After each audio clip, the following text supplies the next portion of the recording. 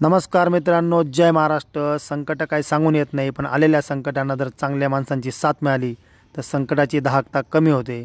असाच काहीसा अनुभव मला आलेला आहे। 72 वर्षाचे माझे वडील जे पॅरालाइज आहेत, त्यांचं एक किचकट ऑपरेशन होतं। ते डॉक्टरांनी सहजरित्या केलेलं आहे आणि येणाऱ्या 2 महिन्यांमध्ये माझे वडील त्यांच्या पायावर चालतील अशी त्यांनी ग्वाही दिलेली आहे। चला बघूया व्हिडिओमध्ये। तर मित्रांनो, हे आहेत माझे वडील। 12 वर्षापूर्वी त्यांना पॅरालाइज झाला होता। 7 तारखेला आपण सुविधा हॉस्पिटल चांदवडला आलो होतो।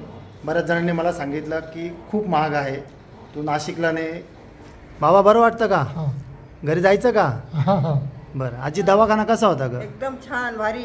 डॉक्टर बाबांना खूप आवडला, मला आवडला, एकदम रमलो आम्ही दवाखान्यामध्ये। ज्या डॉक्टरांनी ऑपरेशन केलंय अर्पित बावस्कर, त्यांच्याशी एकच मिनिट चर्चा करू। सरजी, ही केस कशी होती तुमच्यासाठी? येस, ॲक्च्युली हे एक चॅलेंजिंग केस होती।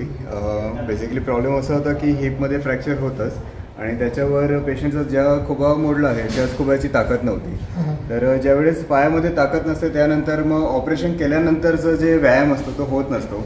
आणि दुसरी गोष्ट, जेव्हा आपण आतमध्ये खुब्यामध्ये जो प्रोसेस येतो, तो बॉल आपण टाकत असतो, तो सारखा निसटू शकतो आणि जेव्हा तो निसटतो त्यानंतर त्याला बसवायचं ऑपरेशन एक अवघड होऊन जातं। आणि त्यानंतर पेशंटचं ज्यासाठी आपण एक पेनलेस मोबाईल हिप जॉईंट आपण द्यायचं असतो, जे दुखणं आपण दूर करायचं, पण ते पेशंट पुन्हा त्याच्यामध्ये पेनमध्ये लँड होत असतं। त्याच्यामुळे आपण एक गर्डल स्टोन नावाची एक अवघड शस्त्रक्रिया आपण केली आहे, ज्याच्यामध्ये खुब्याचं जे नेक आहे तिथून आपण कट करून एक त्याला एक शेप दिला आहे। आणि त्यानंतर मग आपण पायाला इथे असं बुटकाश लावला आहे, ज्याच्याने पायाचं जे मसल आहे ते मसलचं पूल इथून वजनाने पूल तिथे निगेट होणार आहे। आणि ह्या ऑपरेशननंतर 2 महिन्यानंतर बाबा स्वतःच्या पायावर चालू शकतील, मांडी घालू शकतील, सगळे काम करू शकतील। नॉर्मली हिप जॉईंट रिप्लेस केल्यानंतर आपल्याला मांडी घालता येत नाही, पण ह्या केसमध्ये सगळं ते करू शकणार आहे।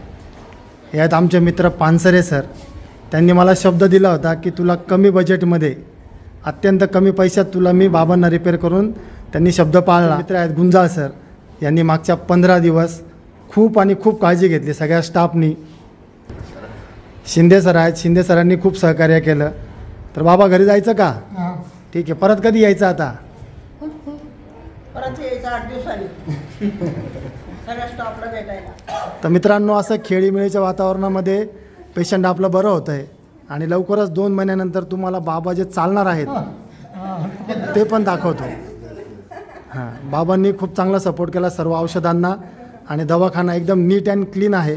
प्रत्येक व्यक्ती या दवाखान्यातली, मग हे वॉर्ड बॉय असतील, नंतर या मॅडम असतील, या मुलांनी बाबांचं डायपर चेंज केला असेल, ड्रेसिंग केली असेल, या सगळ्यांचे आभार। एक त्या भाऊला द्या।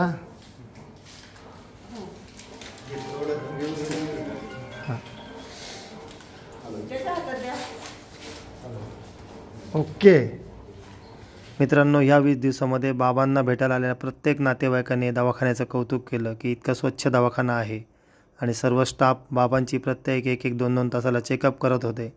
तर असा सुविधा हॉस्पिटलचा आमचा प्रवास खूप छान होता।